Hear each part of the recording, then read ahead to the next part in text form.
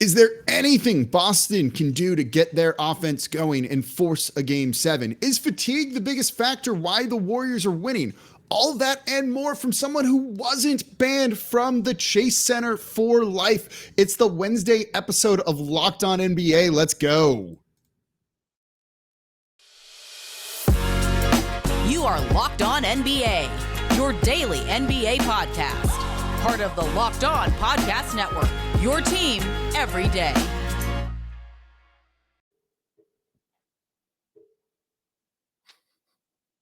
Welcome to the Wednesday edition of Locked On NBA, the daily podcast covering everything you want to know about the association. And auto host Jake Madison at Nola Jake on Twitter and the host of the Locked On Pelicans podcast.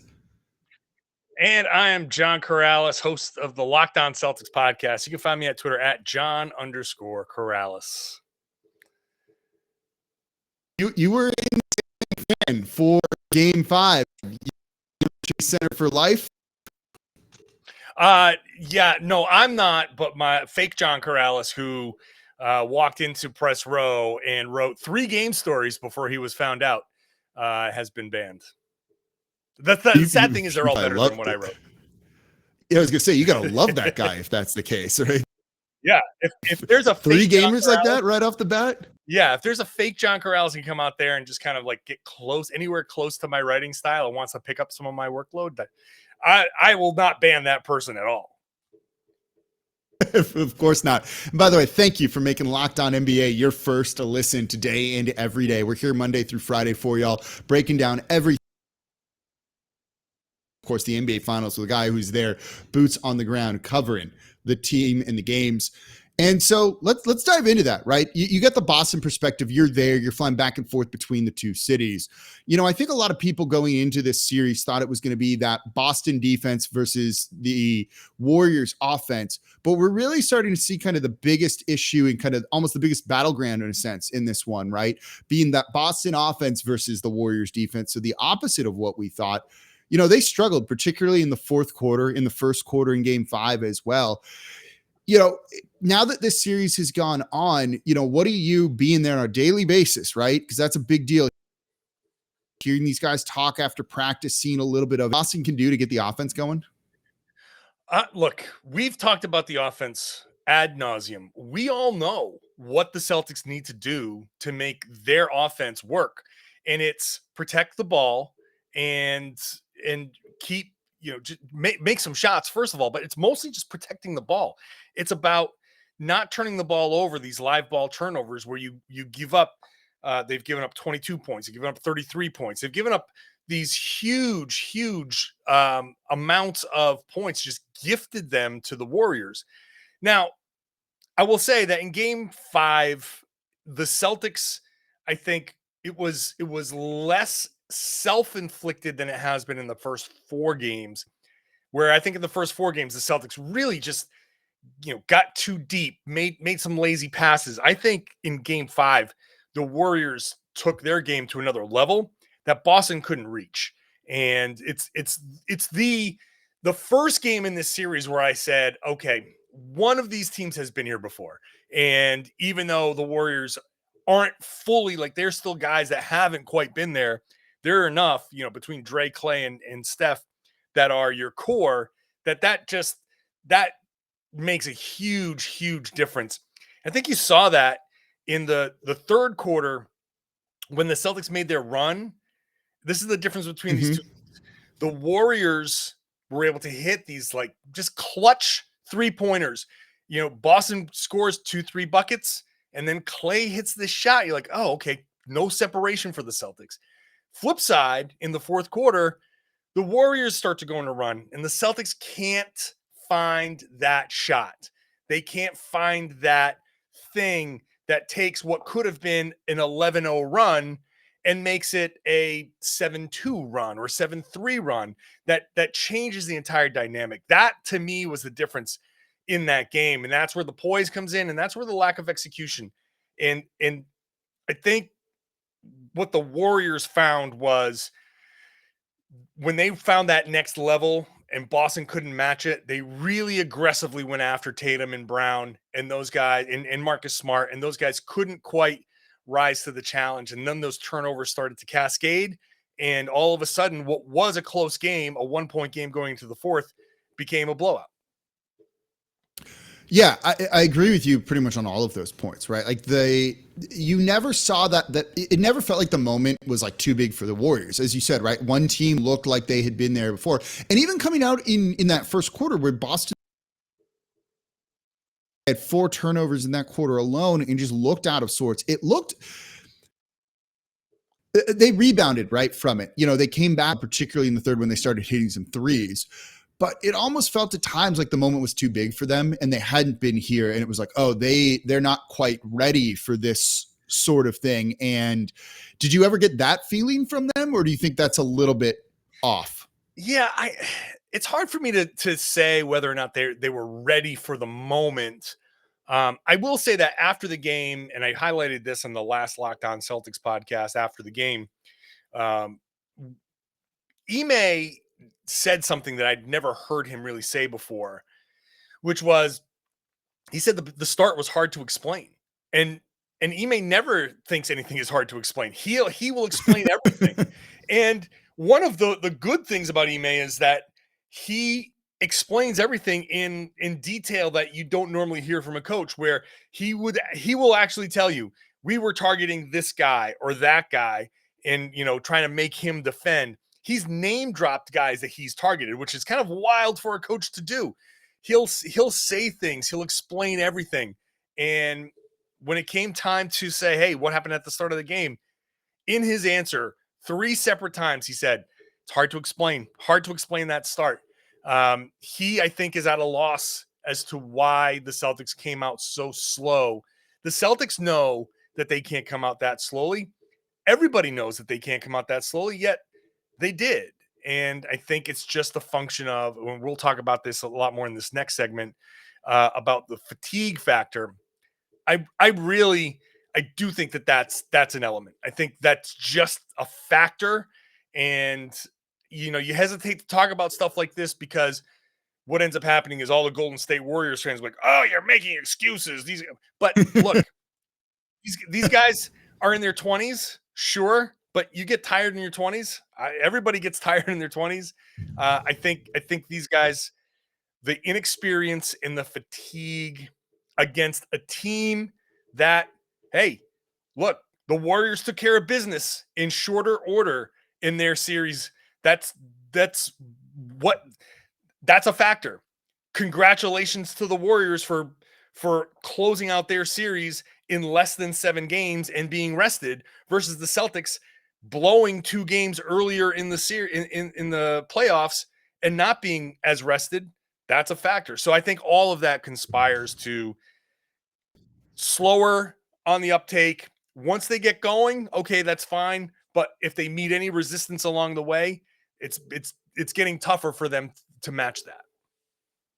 Yeah, it's a good point, right? Like, one team's kind of been fighting the Warriors, and as you said, we'll talk about fatigue, fake when it comes to this. And tries to do anything different in Game 6? Do they do anything different offensively? Do they use Marcus Smart in a different way? Do they try and get him more shots, maybe from Jalen Brown? Do they need to take shots away from him? Is there anything they can do to try and kind of even the scales offensively? So I think one thing they may look at, considering that the Warriors are starting Otto Porter, is maybe starting smaller themselves. If you're taking Looney out, then maybe the Celtics start smaller. You start either Derek White or Grant Williams, and you move Robert Williams to the center, and you bring Al Horford off the bench. He's having a rough series. He's having a tough time. He's being put in a blender by Steph Curry. Horford has been such a key to what the Celtics have done well all season long in the playoffs, even in Game 1.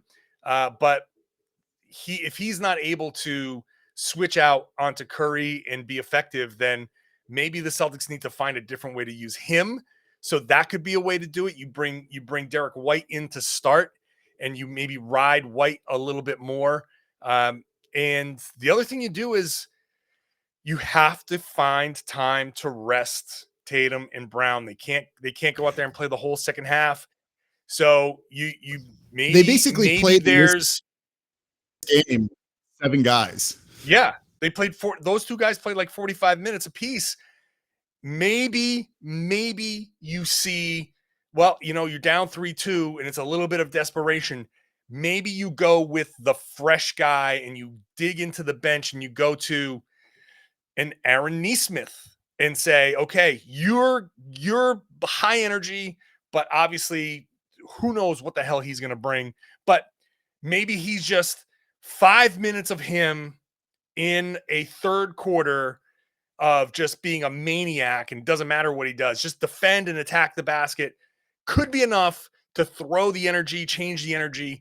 So those are really the only 2 tricks. Jake, at this point, 2 games left. This is just take your shirts off, bare knuckle box, and the best team is left standing at this point. There's nothing, there aren't a whole lot of adjustments left. No, I agree. And sometimes it's make or miss, right? I think we've seen that all playoffs. Like, I hate using that cliche, but if you don't make threes and then you sell your way back into the game, it's been this way the whole playoffs. These entire playoffs have been a little bit about variance. It's why you've seen blowouts in the first couple of rounds and some uncompetitive, series that went on long but weren't necessarily competitive. Game was making the shots, and then they weren't, and then they were, and then they weren't, and that's led to a lot of wins. And when they don't, the Warriors are at least going to be more consistent about that, though.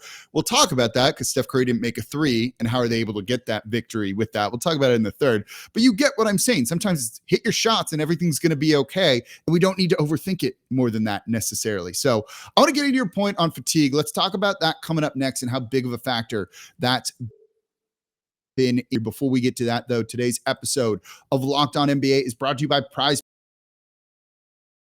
Fantasy option for the NBA. Then you need to try the award-winning app Prize Picks. Prize Picks is daily fantasy made easy. I love this, and I know you will too. It's super easy to use. You pick 2 to 5 players and an over-under on their projections. You can win up to 10 times on any entry, and that's it. It's just you versus the projected numbers. Not people who do this for a living, not guys with like 10 computer screens and algorithms in front of them.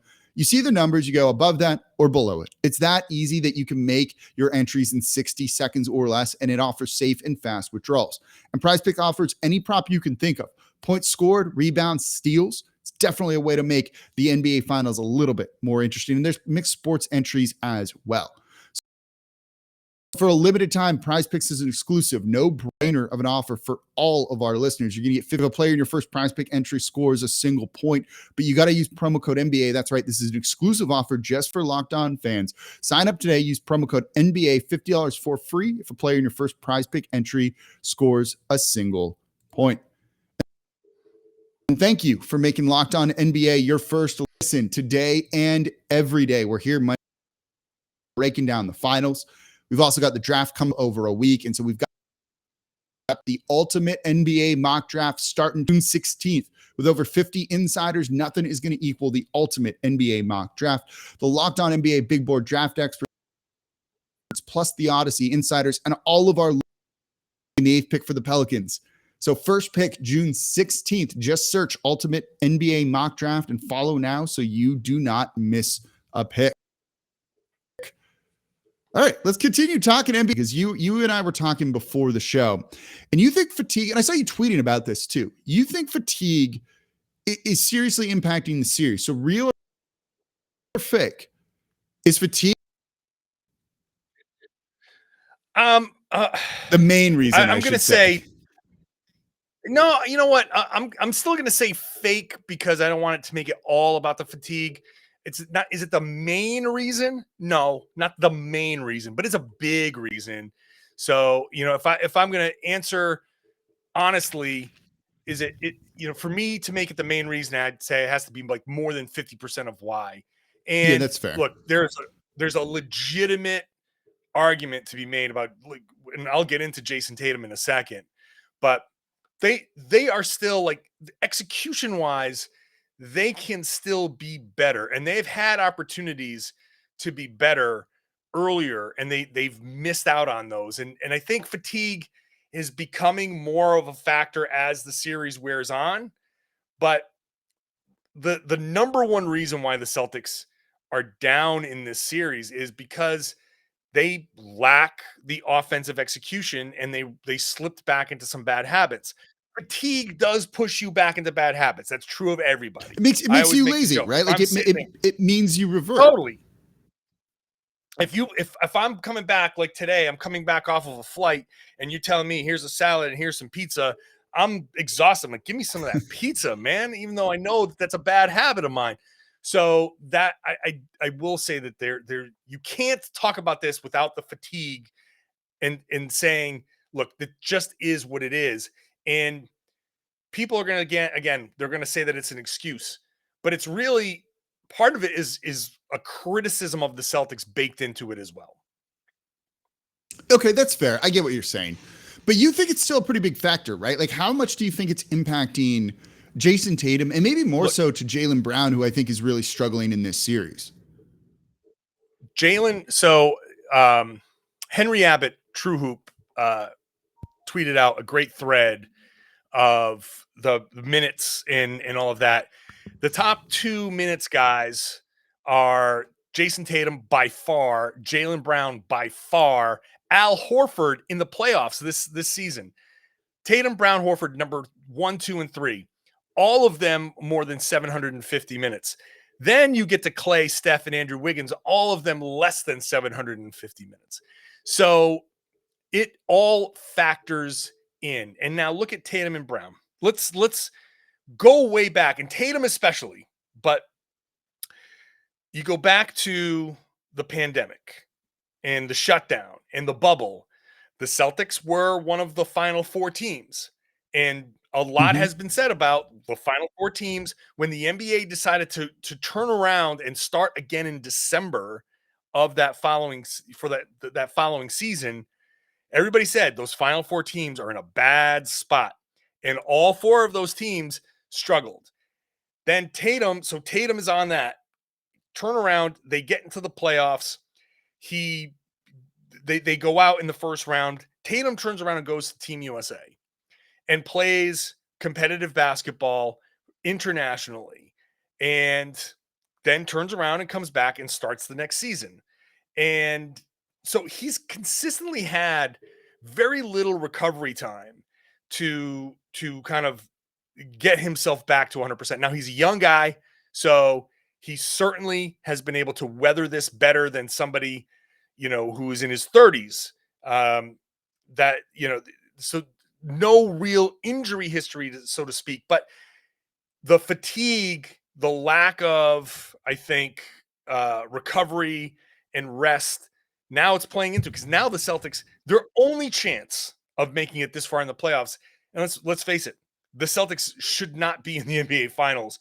This was not supposed to be their year, and here they are. But the only way they got here is because Ime Udoka figured out the formula, and that's heavy Tatum, heavy Brown, and Al Horford, Robert Williams. That combination, smart as your point guard, and not a whole lot from the bench because the bench is unreliable.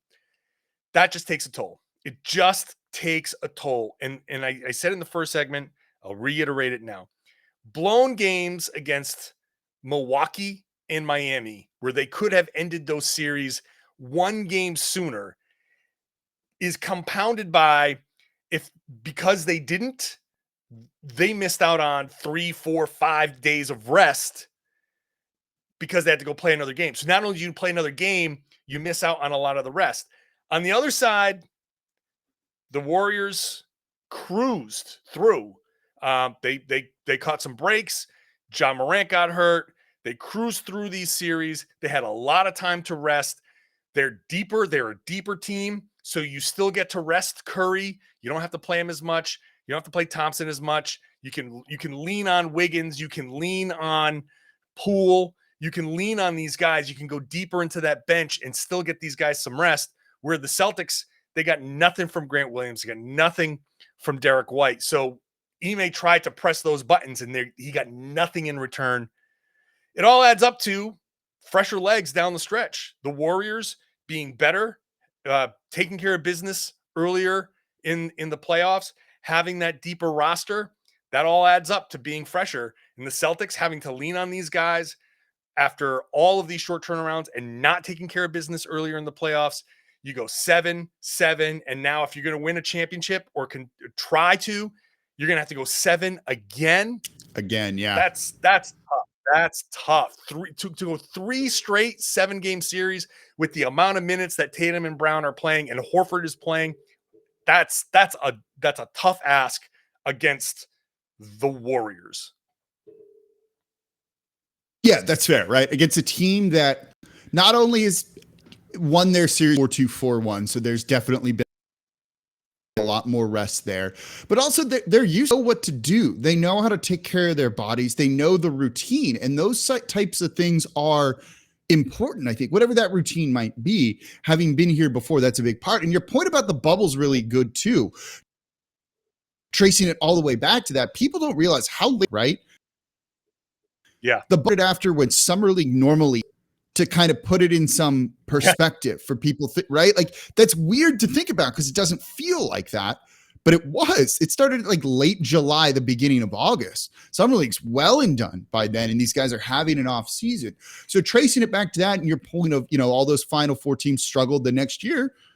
Yeah, that makes a ton of sense that there's lingering repercussions, in instances from that someone like Jason Tatum still hasn't been able to recover from. And it kind of goes to how this goes, and also you mentioned like Derek White, right? He just had a child from like kind of that like lack of sleep you get with a kid not sleeping through the night. You usually see these players get like that surge of energy after a newborn and play incredibly well. And then like they fall off a cliff when it comes to that sort of thing. So like that could be a factor too. Sure. Yeah. And look, let's not discount the experience. Like you mentioned, I can't begin to express how different everything is about the finals. Like everything about your routine changes. Practices aren't in your practice facility. All of a sudden you're practicing at the arena because there's so much media.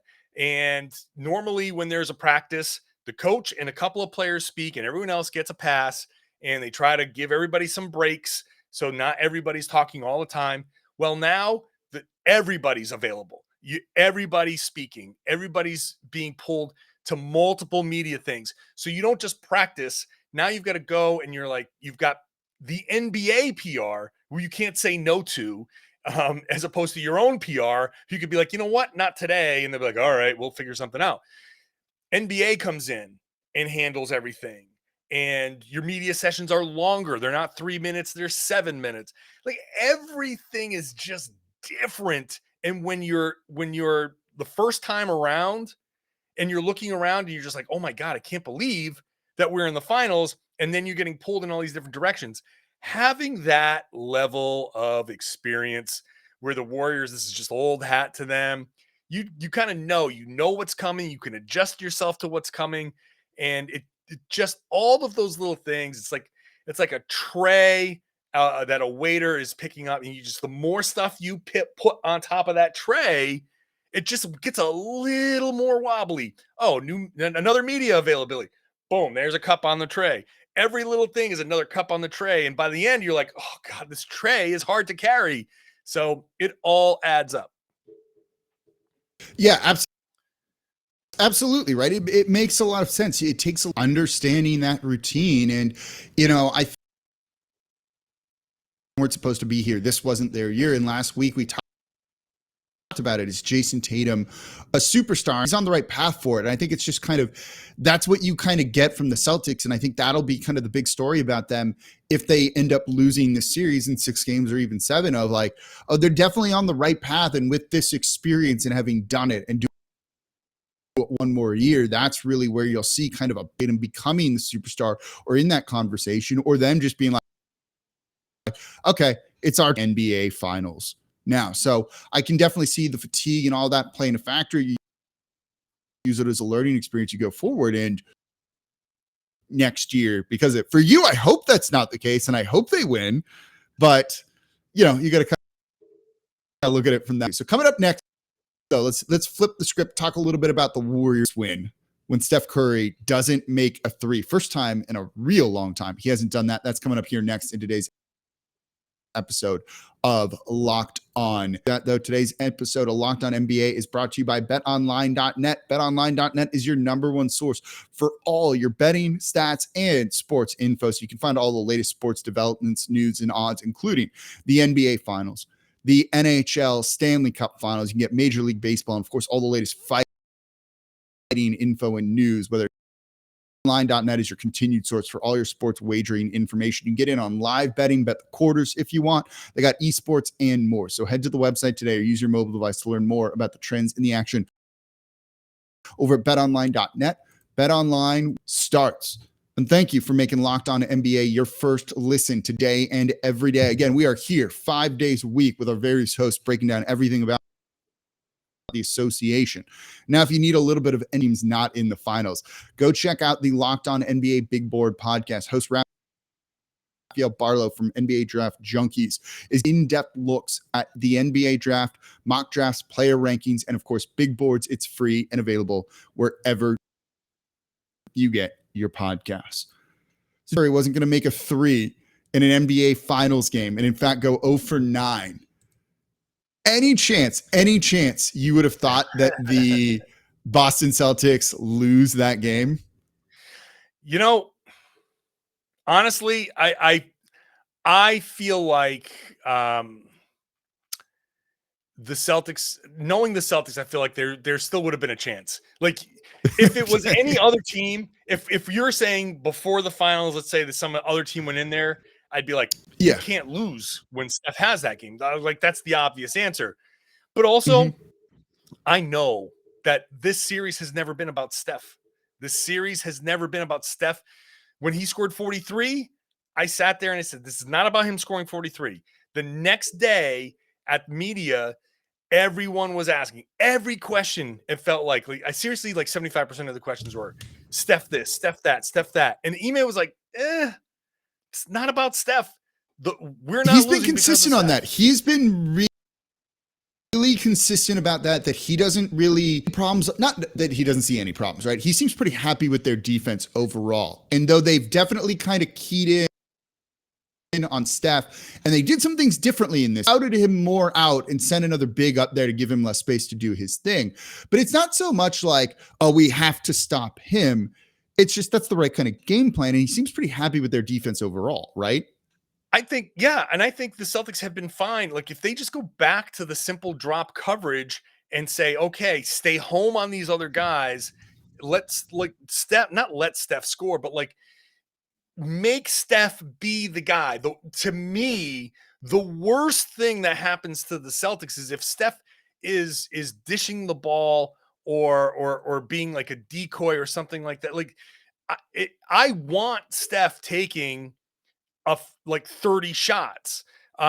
Steph Curry having 8 assists in this game, that is the killer. How do they win this game with Steph going 0 for 9 from 3? Because he had 8 freaking assists, and that's where he is the most dangerous because the shooting will ebb and flow sometimes. He'll have his bad nights.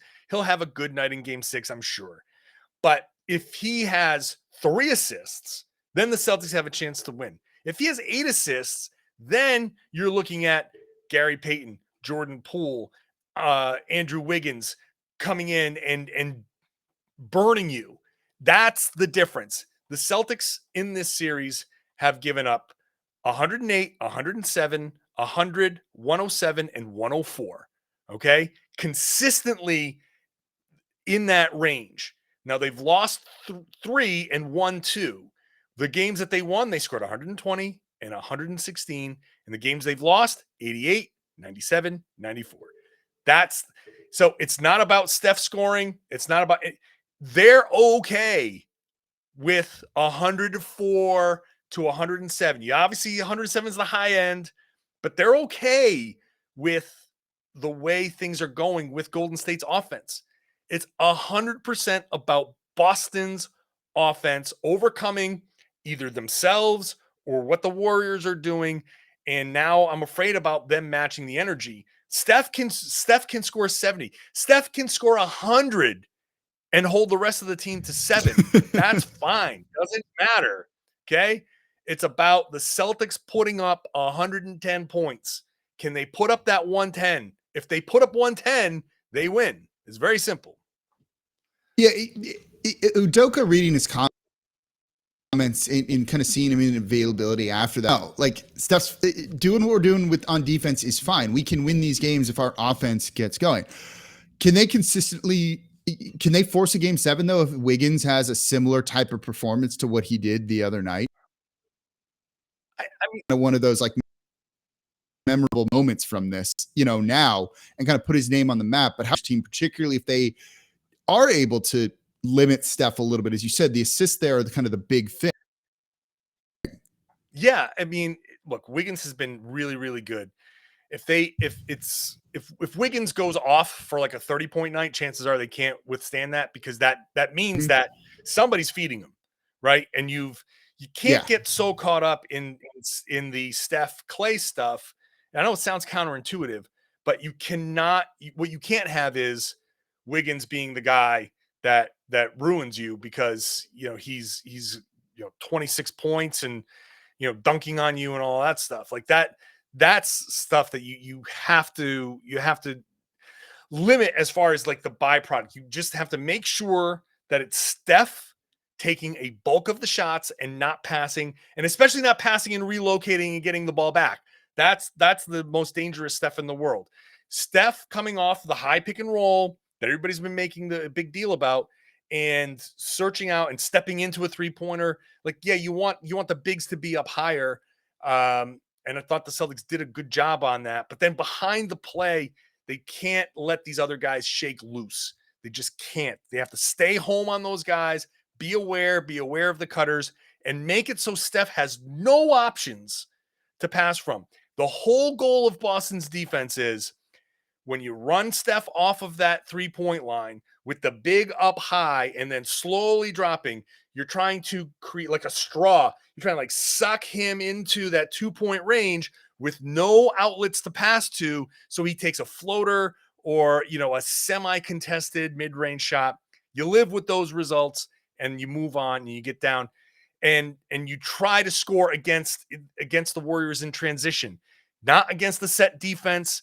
And you take your chances with that. It's defensively, you just take your chances with that. If Steph goes for 60 and you lose, tip your cap. Congratulations. The Warriors are probably going to win anyway. So let me ask you this. What went wrong in game 5 then? So they did do stuff differently, right? Like they definitely kind of pressed more and didn't do that drop coverage. Do you think that was a mistake? Even though it kind of limited Curry, but as you're saying, it's not about him, or do they need to get back to what they were doing before and kind of force him into those situations like you just said? I mean, I would like to see them kind of just keep it in Curry's hands. Just keep it in Curry's hands defensively. But again, Jake, how they give up 104 easy, right? Like this isn't doesn't matter. It doesn't matter. Easy to me, the most, like the simplest way to put it, if the Celtics are giving up 104 to 107 points, that's okay. That's okay. Now you can say, hey, the Celtics can't score 100, never mind 110. So you got to try to get these guys to under 100. But that's just not going to happen. You have to understand that you have a baseline. It's not realistic. You have a baseline. It's right there over the course of 5 games. That 104 to 107, that's where the Warriors are going to score. Your defense is allowing that. That's consistent. I'm okay with that. From Boston's perspective. Yeah, I get it. They're doing a good job defensively. They just need to do it offensively, right? Like that's it. That's what. No, I love that though. I tend to think that we overthink basketball analysis at sometimes, right? Like we do. They can run multiple defenses and it can work both ways. And as you're saying, put them under 110. That's good against the. They're doing fine. Their offense sucks right now. And that's been the problem going into this series. Yeah. We talked about it. We talked about it last week, right? It was like, what do they do differently to get the offense going? Sometimes it's as simple as don't make these stupid turns, plague them like the whole postseason, and then make your threes, make your shots. It can sometimes be that simple. It's okay to say that, right? Like what did they shoot from 3? 11 of 32. They're going to need to do better than that, right? That's only of 8, which is not how you're going to always have that, right? of their 11 threes, 8 came on a consecutive stretch, which is just not a natural way or a consistent way to kind of win your games. Yeah, no, you just got to be more consistent. Move like I know I just the whole thing. I just talked about the fatigue. You got to find a way. I don't know. Have a coffee at halftime. Find something. Do whatever it is. Find something. Find it within you. Tap into your inner whatever. There's got to be something somewhere, and that's what makes the greats great. When you're just tired and done, something inside you says, I got to find a way to get 48 more minutes. And that's it. And it's about running and moving and passing and just being consistent. And don't try to do too much. If the Celtics try to do too much, they will fail and they will lose. But if they play just good offense where they come down, make the early passes, attack the paint, kick it, attack a second time, just work that defense, you will score and you'll be okay. Do you have the legs to do it? That I don't know. The Warriors are really, really good.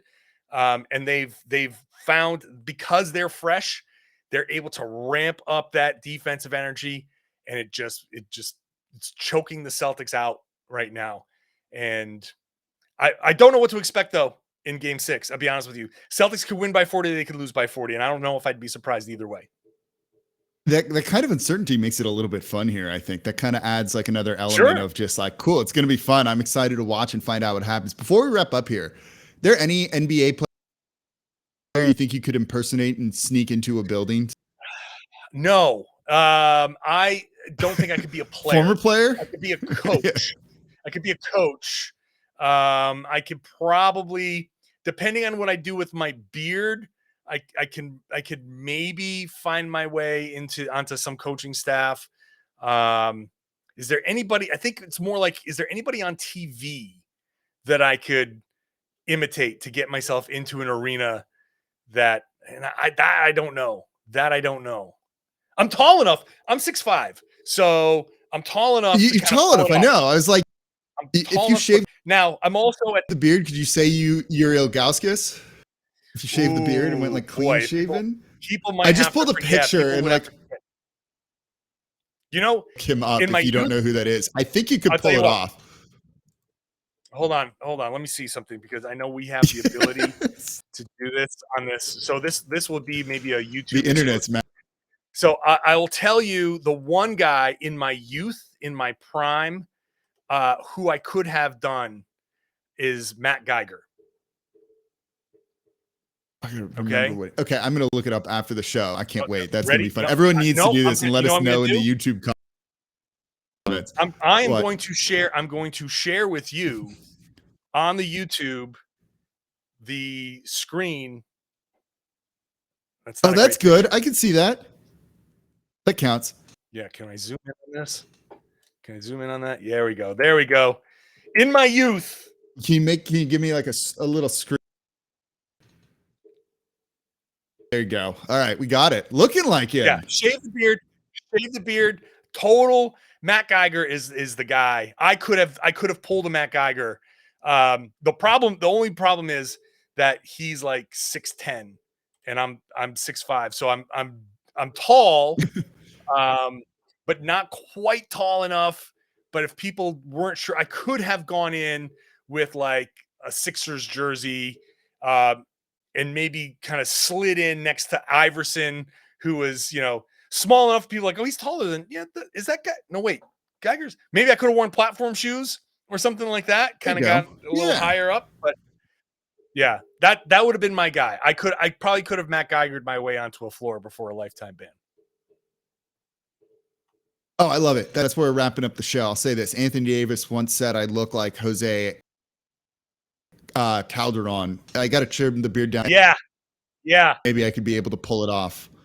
100%. There we go. All right. Matt Geiger, Jose Calderon signing off here on Locked On NBA, the Wednesday episode of Locked On NBA. Thank you all so much for listening. As always, I'm actually Locked On. Yeah, fake Locked On NBA. Host of Locked On Pelicans. You can follow me on Twitter. It's @NolaJake. I'm John Karalis. I host the Locked On Celtics podcast, if you haven't figured that out by now. And find me on Twitter at John_Karalis. All right, that's it for Locked On NBA, part of the Locked On Podcast Network, your team every day.